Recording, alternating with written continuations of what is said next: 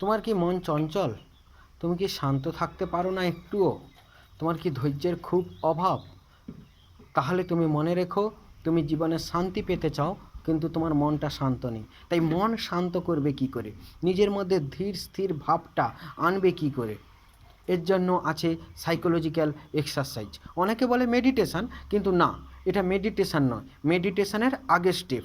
এই সাইকোলজিক্যাল এক্সারসাইজগুলো, এগুলোকে আমি বলি মানসিক ব্যায়াম। এই ব্যায়ামগুলোর মাধ্যমে তুমি নিজেকে শান্ত করতে পারবে, ধীর স্থির করতে পারবে। তুমি ছাত্র হলে ভালো পড়াশোনা করতে পারবে, তুমি যে পেশায় থাকো না কেন সেই পেশায় তুমি ডেভেলপমেন্ট করতে পারবে, পেশাটাকে এনজয় করতে পারবে মনটা ভালো থাকলে। তাই মনকে ভালো রাখতে গেলে, মনকে ভালোভাবে প্রশিক্ষণ করিয়ে ধীর স্থির শান্ত এবং মন কী করলে সবসময় আনন্দ থাকবে, এই গাইডেন্সগুলোর জন্য যদি তুমি প্রয়োজন অনুভব করো, অবশ্যই তুমি আমার সঙ্গে যোগাযোগ করতে পারো। তার সাথে সাথে কমেন্ট করো।